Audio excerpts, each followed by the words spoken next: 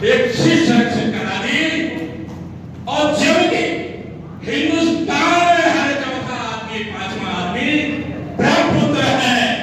लेकिन अफसोस की बात यह होती है कि जब हमारा देश का फैसला, हक का, युवाओं की तकदीर का फैसला पार्लियामेंट में होता है, तो हमारे बंधु मेंबर ऑफ पार्लियामेंट कम पहुंचते हैं।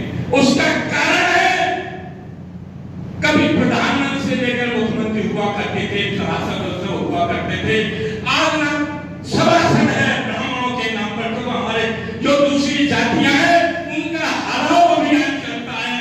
उसका दोष सिर्फ यह होता है कि वो ब्रह्मपुत्र है, और हम अपने भाई के लिए दूसरी लोगों की जब चुनाव में लाइन देखते हैं तो दलित और मुसलमानों की लाइन 3 गुनी और 4 गुनी होती है, और हमारे बुजुर्ग और हमारी महिलाएं आलकस करती है कि धूम में कौन खड़ा होगा, लंबी लाइन में कौन पीछे खड़ा होगा। लेकिन आधा घंटे का वक्त बचा कर आपने हमारे आने वाली पीढ़ी की तकदीर में जूता काटना लिख दिया, और होटलों पर प्लेट धोना लिख दिया। सत्ता ही सर्वोच्च चाबी है। अगर सत्ता सर्वोच्च तालों की चाबी एक ही है जो उसके सारे ताले खोलते हैं, अगर सत्ता की चाबी इतनी पावरफुल होती तो हेमंत मालिनी जिसमें दाव पैसा है, जिसको लिंकन कहते हैं, अथा करोड़ों उसके चाहने वाले हैं, वो राजनीति में प्रवेश नहीं करती। राजे महाराजे राजनीति में प्रवेश कर रहे हैं, क्रिकेटर, उद्योगपति राजनीति में प्रवेश कर रहे हैं, क्योंकि देश की ताकत सत्ता होती है। आज मैं अध्ययन करता हूं, चिंतन करता हूं, मनन करता हूं, और मेरा पहला लक्ष्य चिंतन, अध्ययन, मनन करने का राष्ट्र और मेरा समाज है। मैं उसमें चिंतन करता हूं। आने वाले वक्त बहुत डेंजरस है। आने वाली नई पीढ़ी के लिए जब मैं सीधे बात कुछ बताऊंगा, नहीं बताऊंगा, वो पॉलिटिकल संगठन का बात करूंगा। अगर आज आने वाली पीढ़ी जागृत नहीं हुई तो आने वाली पीढ़ियों का नसीब पत्थर से फूट जाएगा। ये मैं आपको चेतन देता हूं, क्योंकि बुद्धिजीवी होने के नाते अध्ययन, चिंतन, मनन और सभी समाज के लोगों में बैठने से और कचहरी में बैठने से मैं नहीं बैठता हूं, कम जाता हूं। मेरे जूनियर हैं बहुत, कोई मुकदमा करते हैं, मैं नहीं करता हूं। नरेंद्र जी जानते हैं, फैमिली संबंध है मेरे का, प्रधान मेरा पारिवारिक है।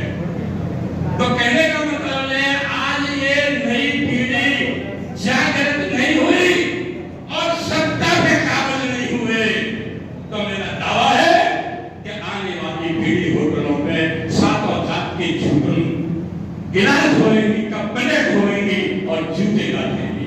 ये मैं बता रहा हूँ आपको, बहुत खतरनाक समय आ रहा है। और शायद महामंडल से भी जानते हैं, पेरियार का नाम सुना है, ब्राह्मणों के खिलाफ ज्योतिबा फुले ब्राह्मणों के खिलाफ एक बहुत बड़ा आंदोलन चलाया था, और आज हर जिले में ज्योतिबा फुले और जो एंटी ब्राह्मण बड़े नेता हैं वो सब थाने उनमें जागृति आती है। और हम बुद्धिजीवी वर्ग में समझता हूँ मंद बुद्धि की तरफ जा रहे हैं। अरे हमारी मीटिंग होती है, आधे घंटे का समय उनको नहीं मिलता है।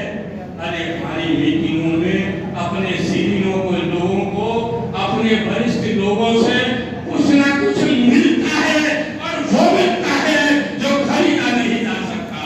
ऐसा मिलता है अपने सीनियर लोगों से, अपने बुद्धिजीवी लोगों से। अरे अपनी नहीं, अपने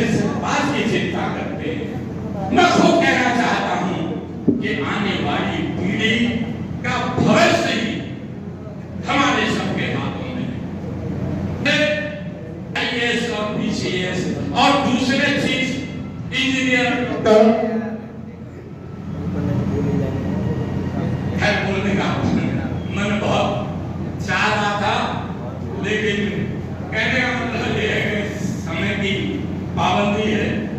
फिर कभी कहने का मतलब ये है, लास्ट शब्द में मैं खत्म कर रहा हूँ मेरे संचालक महोदय का, आप सभी की भावनाओं के हुए इशारा किया है। मैं अपना बस यही बंद करूँ, वो भाषण नहीं है, ये आपस के समाज की चिंता का विषय है। ये भाषण ये चिंता का विषय मुझे मालूम है आगे आने वाले मेरे समाज का क्या होगा और हो रहा है अभी। अगर इस पिछले कुछ सालों में अगर आर्थिक दृष्टि से कमजोर अगर हुआ है तो ब्राह्मण समाज हुआ है। तो दावे के साथ कहता हूँ, मुझे आंकड़े हैं, कैसे कोई लंबा हो जाएगा। मैं देवेंद्र के साथ कहना चाहूंगा कि जितने चुनाव हो, चाहे सभासद का हो, चाहे एमएलए का हो, चाहे एमपी का हो, उस दिन बगैर जलपान किए, बगैर चाय पिए, लंबी लंबी लाइन लगाने, अपना वोट डालने से पहले अपने घर में जो बुजुर्ग हो या पड़ोस में जो बुजुर्ग हो, चाहे बेटा हो या बीमार हो, उनका वोट पहले करवाएं। ये मेरा निवेदन अपने युवा साथियों से है। बहुत बहुत धन्यवाद। थैंक यू भैया, बोलने से पता नहीं पड़ता समय का, मैं कुछ ज्यादा